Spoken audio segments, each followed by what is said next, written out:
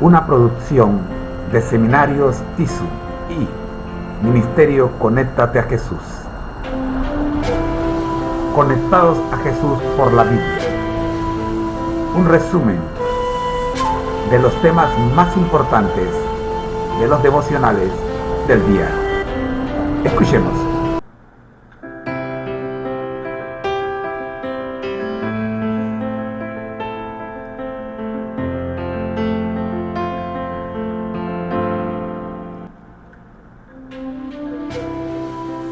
El ministerio Conéctate a Jesús tiene el agrado de presentar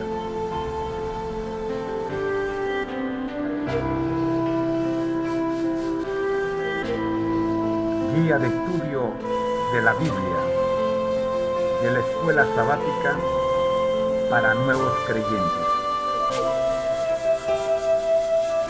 Tercer trimestre. El poder de la palabra de Dios. Oremos.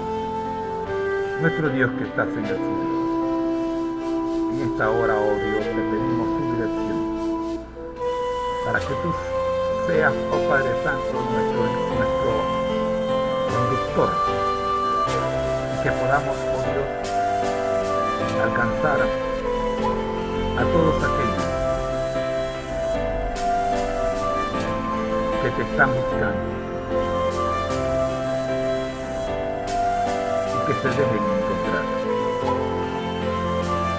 porque ciertamente, Señor, no somos nosotros los que le buscamos, sino todo lo contrario, es usted el que nos busca. Oramos, buen Dios, en el nombre de Jesús. Amén. El poder de la palabra de Dios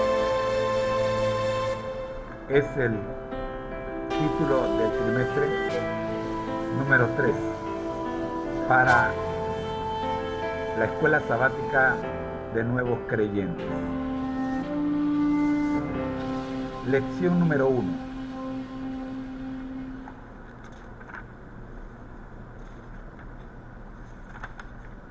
Siguiendo un líder invisible.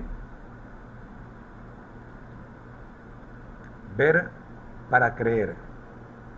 El concepto clave de esta primera lección es: en la palabra de Dios encontramos pruebas irrefutables que nos garantizan que, a pesar de que Jesús resulta ahora invisible a los ojos humanos, aunque sea a tientas, lo podemos encontrar, pues Él no está lejos de nosotros. Así dice Lucas cuando escribe Hechos de los Apóstoles, capítulo 17 y versículo 27. No está lejos de nosotros. La lección número 2.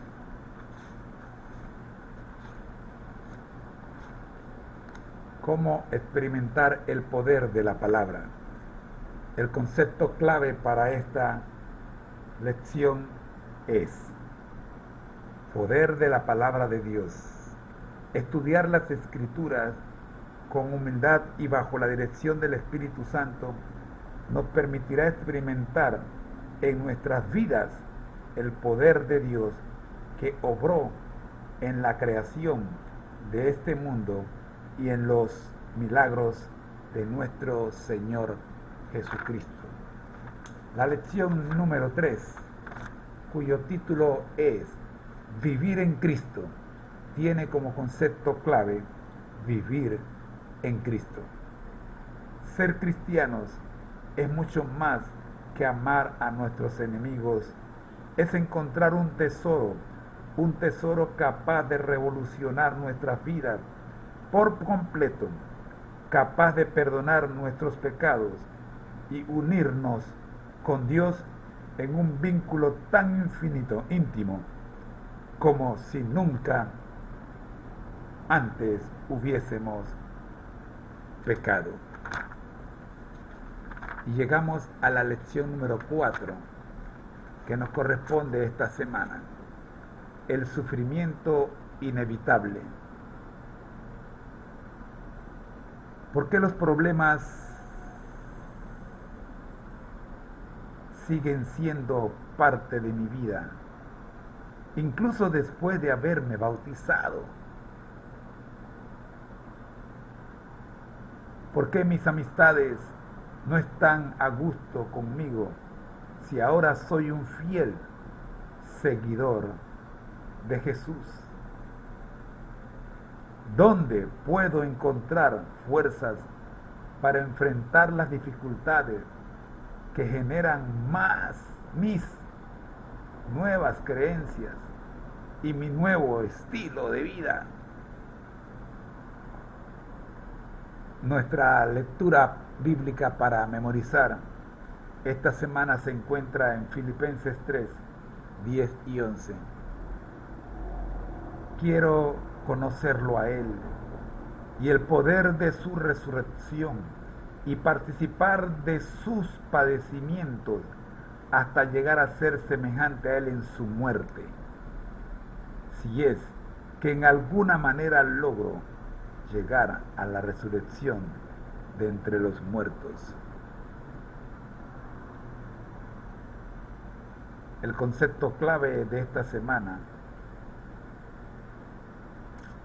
el sufrimiento inevitable. Aunque la vida cristiana es un camino que lleva a la vida eterna, el recorrido está lleno de pruebas y adversidades. Sin embargo,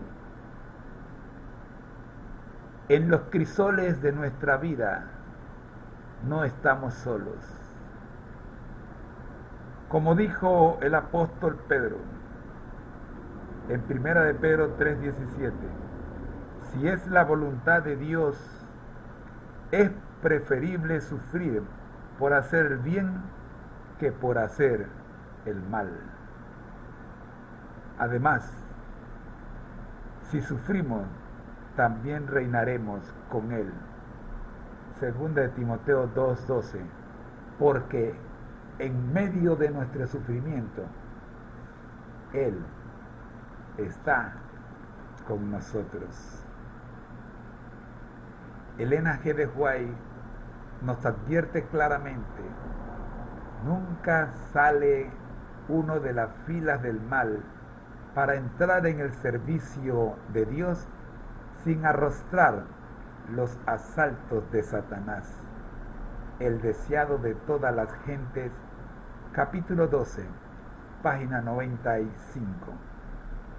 En la lección de esta semana estamos viendo cómo Jesús, Esteban y hoy Pablo y muchos otros personajes bíblicos padecieron a causa de la hospitalidad del mundo que los rodeaba.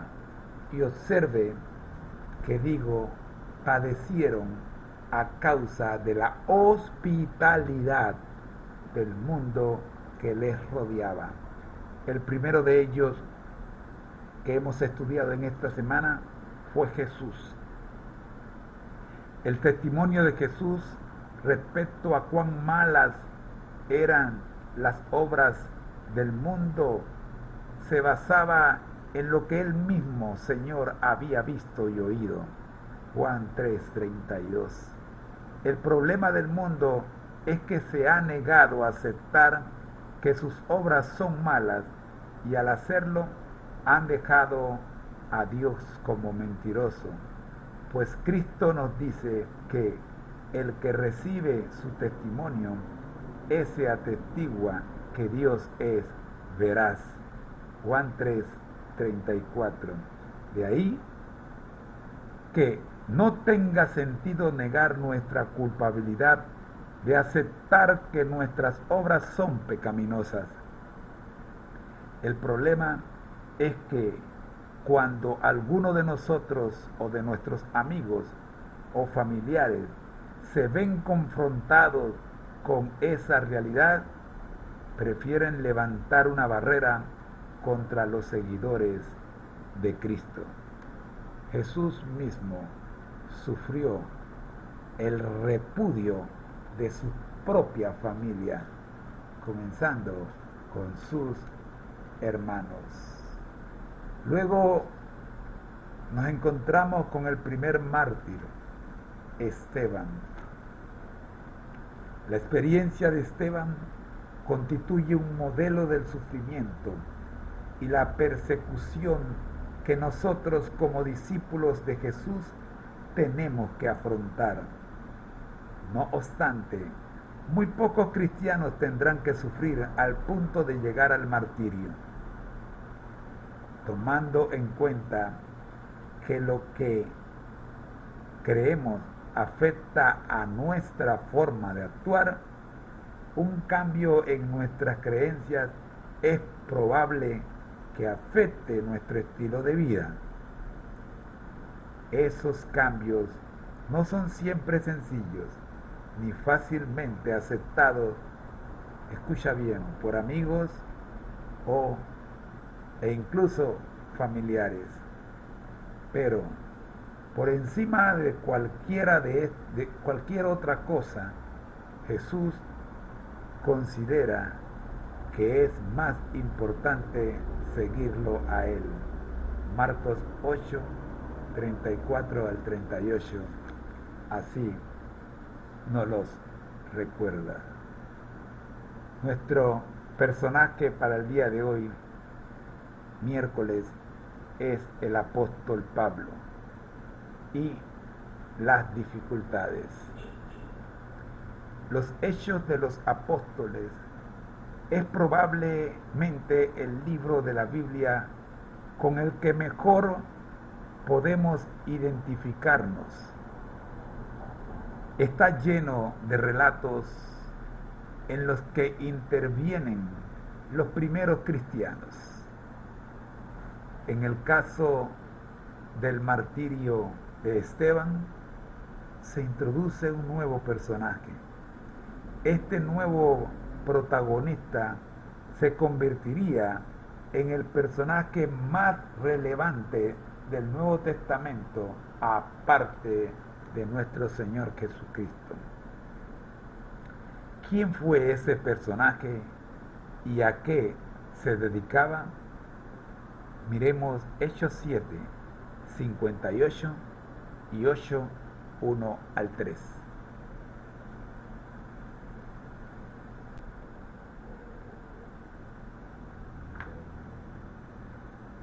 Hechos 7, 58.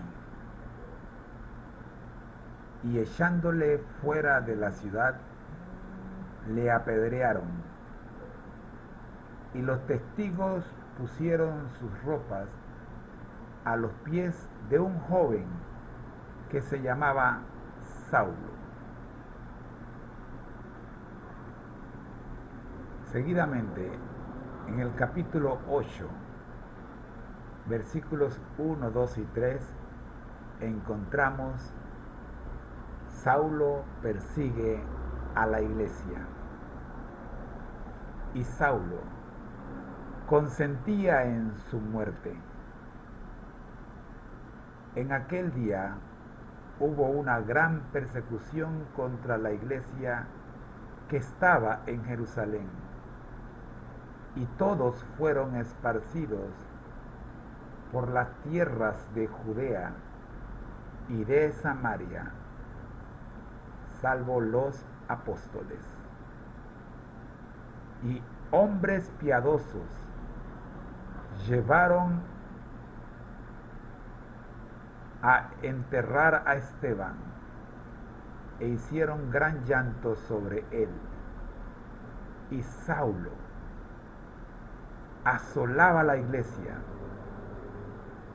y entrando casa por casa arrastraba a hombres y mujeres y los entregaba en la cárcel.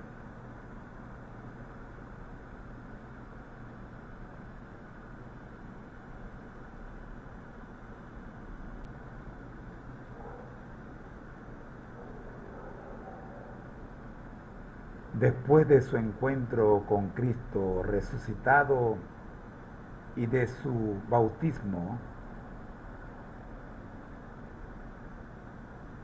registrado en el capítulo 9, versículo 1 al 9,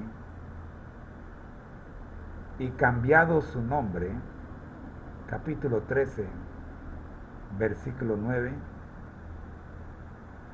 aquel hombre se convierte en un misionero a los gentiles, o sea, los no judíos, que viajó y predicó por todas partes. Miremos.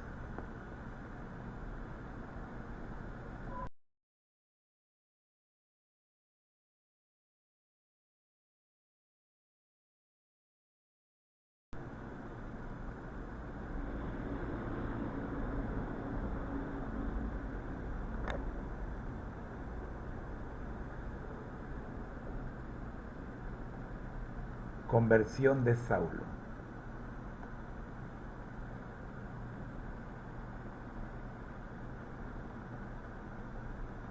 Saulo, respirando aún amenazas y muerte contra los discípulos del Señor, vino al sumo sacerdote y le pidió cartas para las sinagogas de Damasco, a fin de que si hallase algunos hombres o mujeres de este camino, los trajese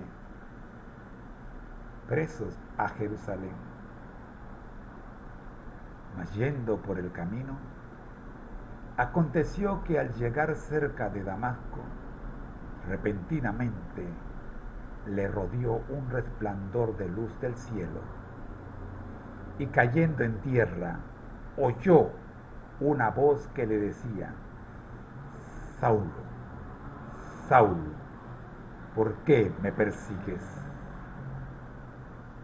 Él dijo: ¿quién eres, Señor? Y le dijo: yo soy Jesús, a quien tú persigues. Dura cosa te es dar coces contra el aguijón.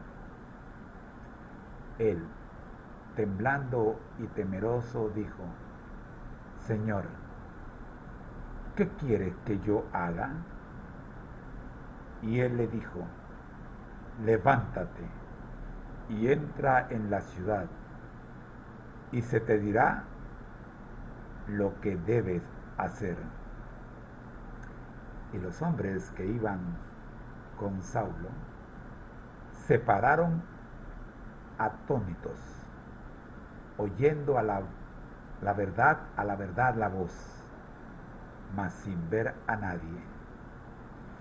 Entonces Saulo se levantó de tierra y abriendo los ojos no veía a nadie. Así que, llevándole por la mano, le metieron en Damasco, donde estuvo 3 días sin ver, y no comió ni bebió.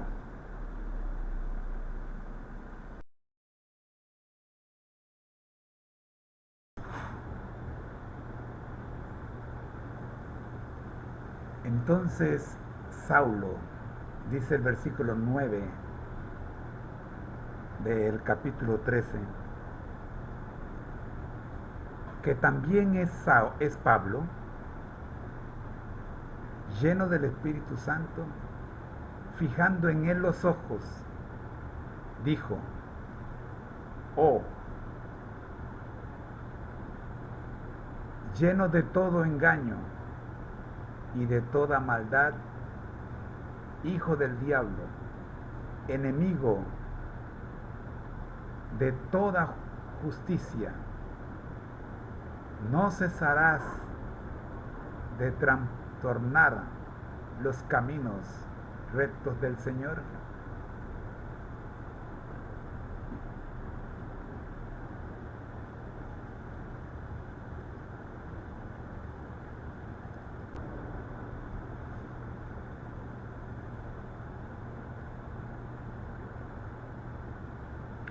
Cuando Pablo enfrentó la oposición de la gente en la primitiva iglesia cristiana, él presentó sus creencias avaladas por todo lo que había sufrido. Miremos 2 de Corintios 11, 22 al 29.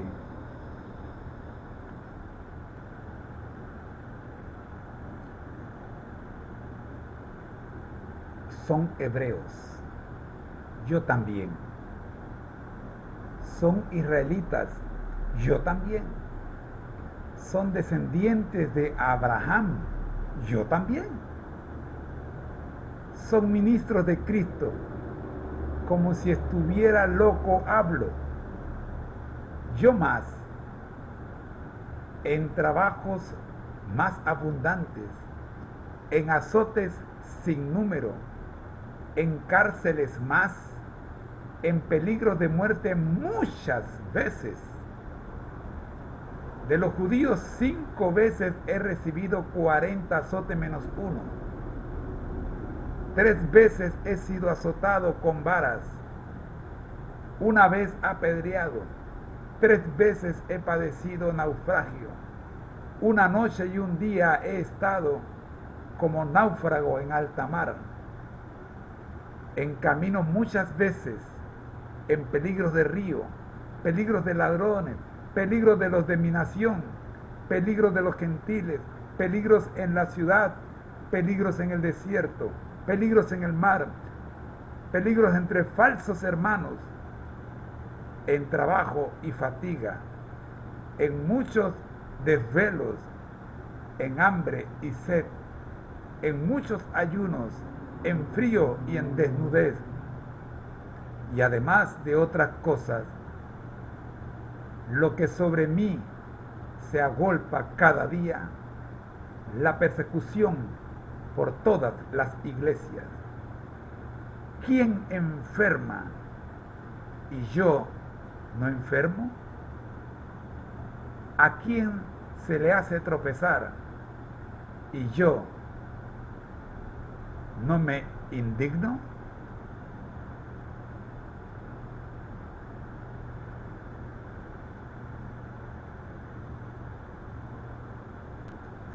Para cerrar este estudio tenemos una última pregunta. ¿Cómo consideraba Pablo sus sufrimientos? Filipenses 3, 7 al 11. Dice: pero cuantas cosas eran para mi ganancia, las he estimado como pérdida por amor de Cristo. Y ciertamente aún estimo todas las cosas como pérdida por la excelencia del conocimiento de Cristo Jesús, mi Señor, por amor del cual lo he perdido todo y lo tengo por basura para ganar a Cristo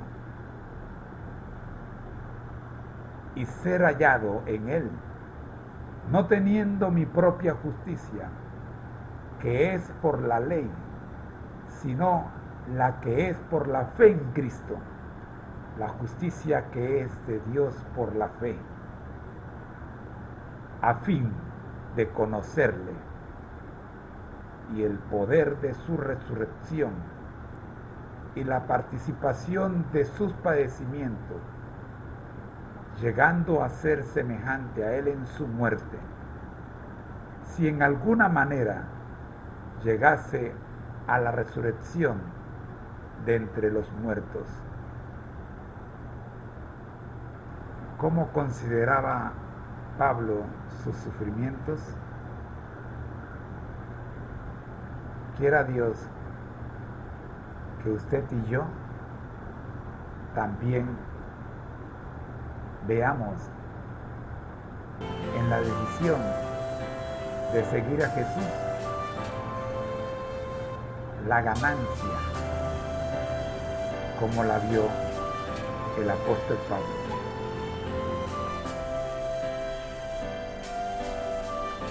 Llegamos así a nuestro estudio para el día de hoy, jueves, el sufrimiento de los fieles.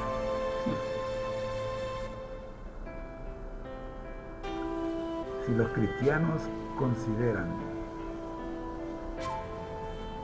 la seguridad financiera y la felicidad como sus valores más preciados, probablemente se verán en desventaja y poco preparados para enfrentar las dificultades, la inseguridad, el sufrimiento y los desengaños. Nadie escoge esas desagradables circunstancias, esas desagradables circunstancias, pero si abrigamos el propósito de honrar a Dios, estaremos dispuestos a soportar todo eso por amor a Él.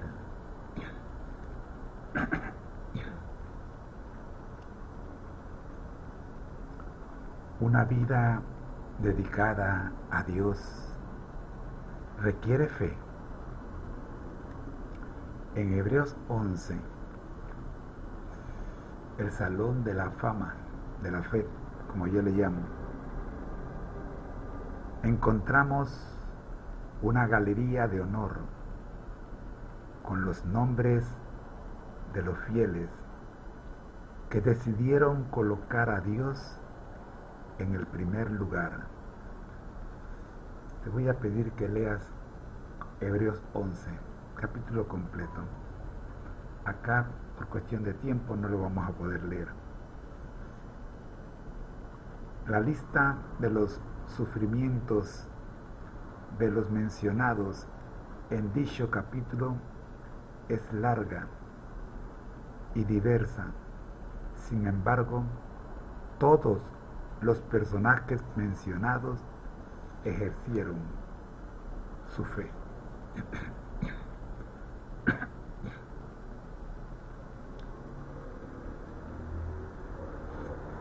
¿Cómo define ese capítulo la fe? Hebreos 11, 1, 3 y 6. Miremoslo.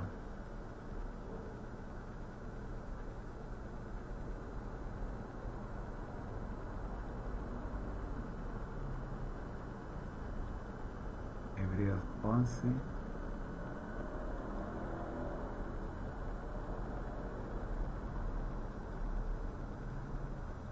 1. Es, pues, la fe, la certeza de lo que se espera, la convicción de lo que no se ve. Versículo 3.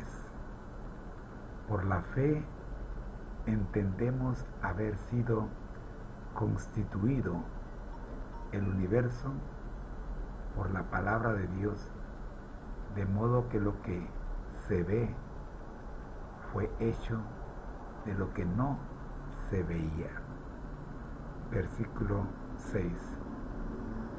Pero sin fe es imposible agradar a Dios, porque es necesario que el que se acerca a Dios crea que le hay y que es galardoneador de los que le buscan.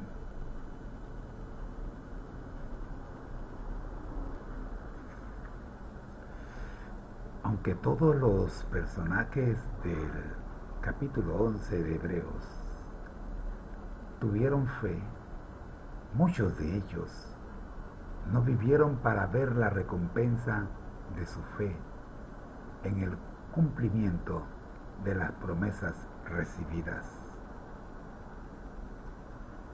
¿Cómo continuaron ellos viviendo por fe? Aunque no veían los resultados de su actitud. ¿Cómo respondió Dios a la fe de ellos? Miremos los versículos 13 al 16.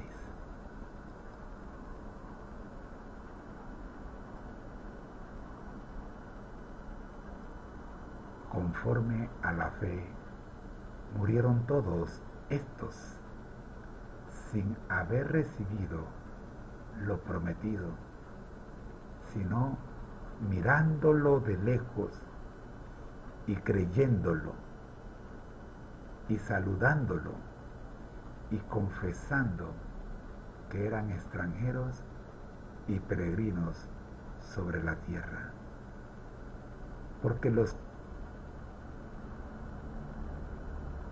los que esto dicen claramente dan a entender que buscan una patria, pues si hubieran estado pensando en aquella de donde salieron, ciertamente tenían tiempo de volver, pero anhelaban una mejor. Esto es celestial, por lo cual Dios no se avergüenza de llamarse Dios de ellos, porque les ha preparado una ciudad.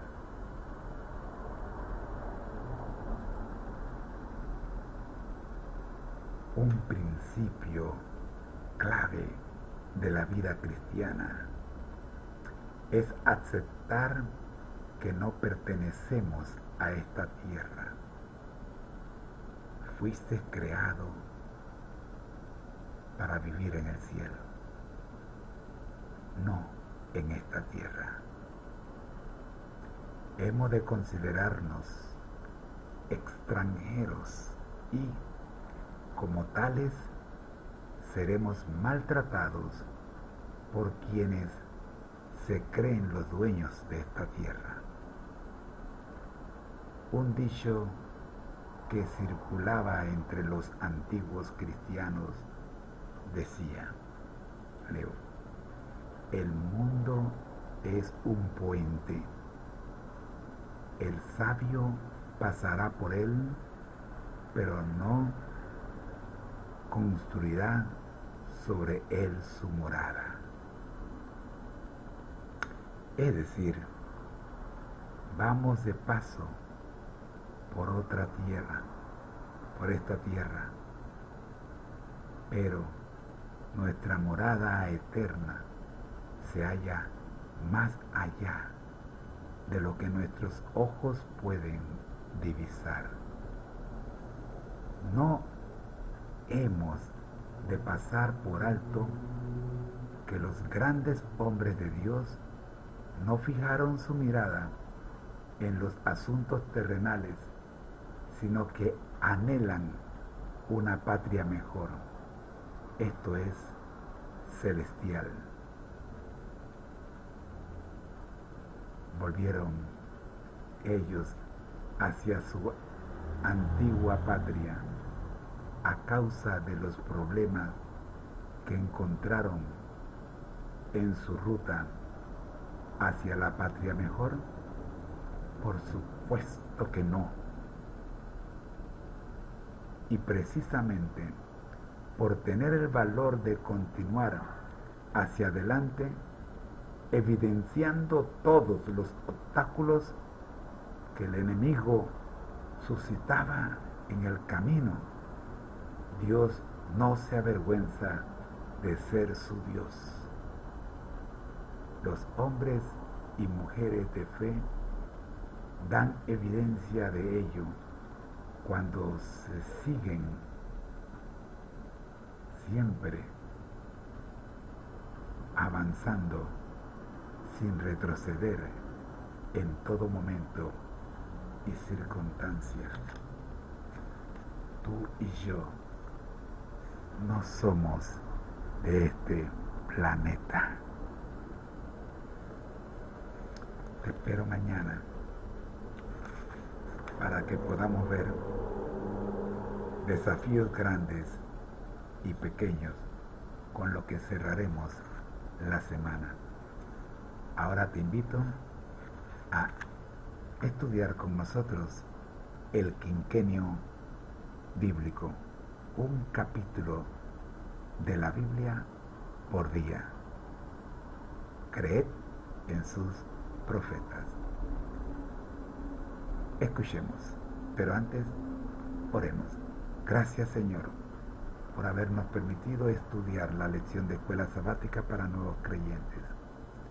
Oh Padre, cuánto nos gustaría que cada nuevo creyente confirme con su fe que no pertenece a este planeta.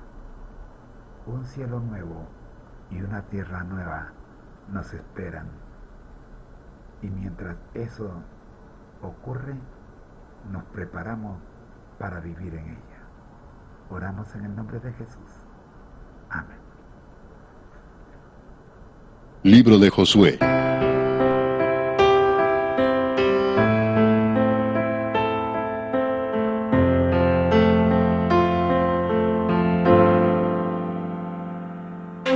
Capítulo 2. Josué, hijo de Nun, envió desde Sittim 2 espías secretamente diciéndoles: andad, reconoced la tierra y a Jericó. Y ellos fueron y entraron en casa de una ramera que se llamaba Rahab, y posaron allí. Y fue dado aviso al rey de Jericó, diciendo: he aquí que hombres de los hijos de Israel han venido aquí esta noche para espiar la tierra. Entonces el rey de Jericó envió a decir a Rahab: saca a los hombres que han venido a ti y han entrado a tu casa, porque han venido para espiar toda la tierra. Pero la mujer había tomado a los 2 hombres y los había escondido, y dijo: es verdad que unos hombres vinieron a mí, pero no supe de dónde eran. Y cuando se iba a cerrar la puerta, siendo ya oscuro, esos hombres se salieron, y no sé a dónde han ido. Seguidlos a prisa y los alcanzaréis. Mas ella los había hecho subir al terrado, y los había escondido entre los manojos de lino que tenía puestos en el terrado. Y los hombres fueron tras ellos por el camino del Jordán hasta los vados, y la puerta fue cerrada después que salieron los perseguidores. Antes que ellos se durmiesen, ella subió al terrado y les dijo: sé que Jehová os ha dado esta tierra, porque el temor de vosotros ha caído sobre nosotros, y todos los moradores del país ya han desmayado por causa de vosotros.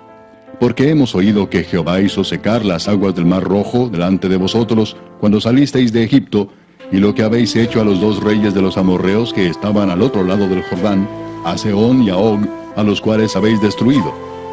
Oyendo esto, ha desmayado nuestro corazón, ni ha quedado más aliento en hombre alguno por causa de vosotros, porque Jehová vuestro Dios es Dios arriba en los cielos y abajo en la tierra.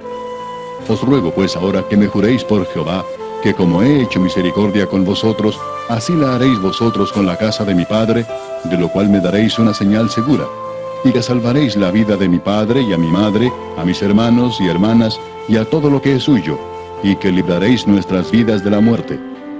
Ellos le respondieron: nuestra vida responderá por la vuestra, si no denunciareis este asunto nuestro. Y cuando Jehová nos haya dado la tierra, nosotros haremos contigo misericordia y verdad.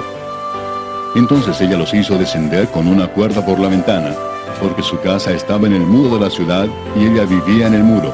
Y les dijo: marchaos al monte, para que los que fueron tras vosotros no os encuentren, y estad escondidos allí 3 días, hasta que los que os siguen hayan vuelto, y después os iréis por vuestro camino. Y ellos le dijeron: nosotros quedaremos libres de este juramento con que nos has juramentado. He aquí, cuando nosotros entremos en la tierra, tú atarás este cordón de grana a la ventana por la cual nos descolgaste, y reunirás en tu casa a tu padre y a tu madre, a tus hermanos y a toda la familia de tu padre. Cualquiera que saliere fuera de las puertas de tu casa, su sangre será sobre su cabeza, y nosotros sin culpa. Mas cualquiera que se estuviere en casa contigo, su sangre será sobre nuestra cabeza, si mano le tocare. Y si tú denunciares este nuestro asunto, nosotros quedaremos libres de este tu juramento con que nos has juramentado. Ella respondió: sea así como habéis dicho.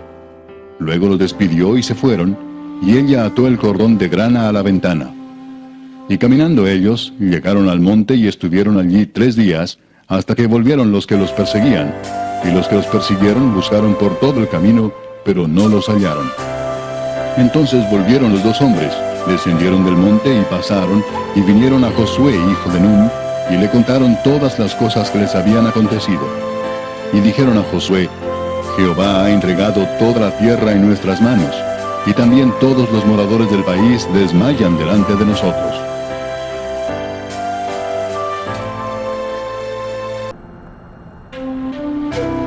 El quinquenio bíblico de la Iglesia Adventista del Séptimo Día, a cargo y como cortesía de la Escuela de Teología de la Universidad Adventista de Centroamérica.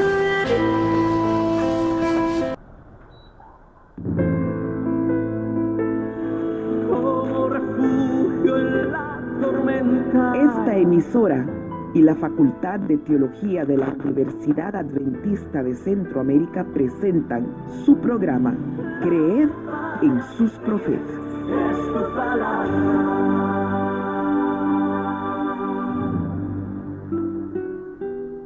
Josué capítulo 2 nos recuerda que para que las promesas divinas se cumplan, debemos ejercer fe en el poder de Dios. Versículo 10.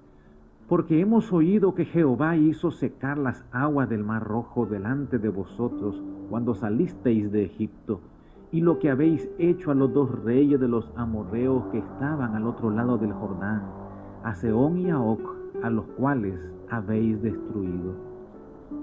40 años atrás, dos de los 12 espías informaron que Dios tenía poder para vencer las ciudades fortificadas y a los gigantes que vivían en esa región. Pero 10 espías influenciaron a todo el pueblo a desistir de la conquista.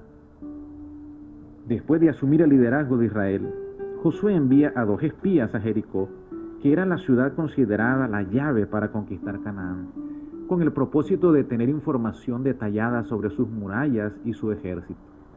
40 años Israel vagó por el desierto por haber desconfiado del poder de Dios. Sin embargo, esos mismos años los cananeos y los habitantes de Jericó, según el informe que les compartió Rahab, estuvieron atemorizados para saber en qué momento serían conquistados y destruidos. Por lo tanto, sin levantar una espada, ya Dios les había dado la victoria. La declaración de fe en el Dios de Israel de Rahab se considera la primera conversión de un pagano a la religión judía. Ella, junto con toda su familia, serían las únicas personas que se salvarían de la destrucción de Jericó. Para hoy la cita selecta se encuentra en el libro Hijos de Dios, página 33. Jericó era una ciudad dedicada a la idolatría más extravagante. Los habitantes eran ricos y todas las riquezas que Dios les había permitido tener se las acreditaban a sus dioses. Había oro y plata en abundancia y, como había ocurrido antes con los antediluvianos, eran blasfemos y corruptos. Provocaban e insultaban al Dios del cielo con sus obras perversas, y los juicios de Dios se levantaron contra Jericó. Aunque era una fortaleza, el mismo capitán de las huestes del Señor vino del cielo para dirigir sus ejércitos en el ataque a la ciudad. Los ángeles de Dios tomaron las masivas murallas y las derribaron en tierra. Dios había declarado una maldición sobre la ciudad y todos sus habitantes habían de perecer, salvo Rahab y su casa. Ellos estarían a salvo por el favor que Rahab había mostrado a los mensajeros del Señor. Oremos. Señor y Dios nuestro, ya no queremos seguir viviendo en este desierto de enfermedades, pecados, injusticias y muerte. Te suplicamos que tus promesas de restauración y salvación se cumplan en nuestras vidas. Por Jesús. Amén. Te invito a leer mañana Josué capítulo número 3. Hemos presentado su programa Creed en los profetas. En los profetas. escrito por el Dr. Franz Ríos, en la voz del ingeniero Dodani Castillo. Les esperamos el día de mañana a la misma hora. Para más información, visite nuestra página en internet teología.unadeca.ac.cr. Creed en los profetas. Para mis pies es tu palabra.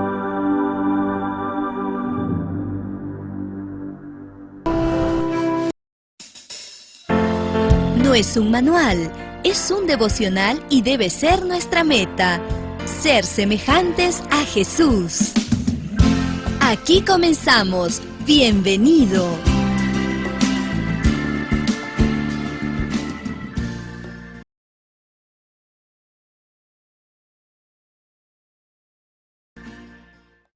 ¿Cómo están, amigos? Bienvenidos. Estamos ya en estas hermosas reflexiones, ser semejantes a Jesús. Hoy 21 de julio, cuando pasemos por pruebas, repasar la gran misericordia de Dios. Salmos capítulo 17, versículos 5 y 6. Sustenta mis pasos en tus caminos, para que mis pies no resbalen. Yo te he invocado, por cuanto tú me oirás. Oh Dios, inclina a mí tu oído, escucha mi palabra. El Señor ordenó a Moisés que refiriese a los hijos de Israel como los había liberado del yugo de Egipto y les había conservado milagrosamente la vida en el desierto. Moisés debía recordarles su incredulidad, sus murmuraciones cuando fueron probados, así como la gran misericordia y tierna bondad del Señor que no los abandonaron nunca. Ello debía estimular su fe y fortalecer su valor.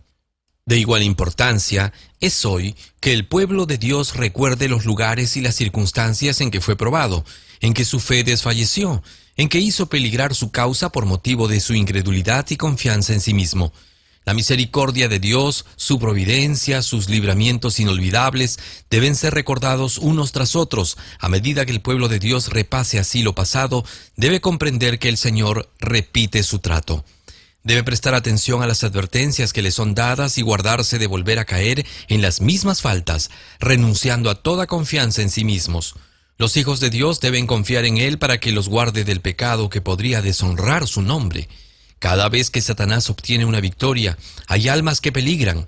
Algunos caen bajo sus tentaciones y no pueden recuperarse. Dios manda pruebas para saber quiénes permanecerán fieles cuando estén expuestos a la tentación. Coloca a cada uno en situaciones difíciles para ver si confiará en una potencia superior. Cada uno posee rasgos de carácter todavía ignorados y que deben ser puestos en evidencia por medio de la prueba.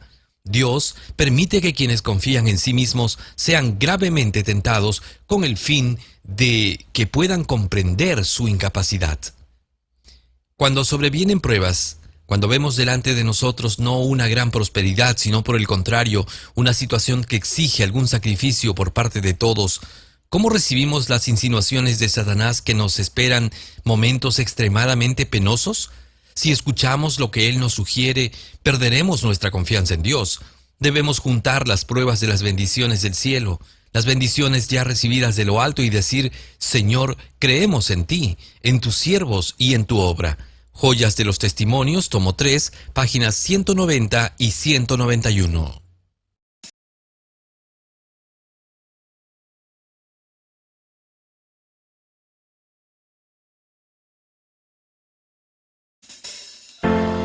Ser semejantes a Jesús, un libro de Elena G. de White. Un tesoro de los muchos que encuentras en www.devocionmatutina.com.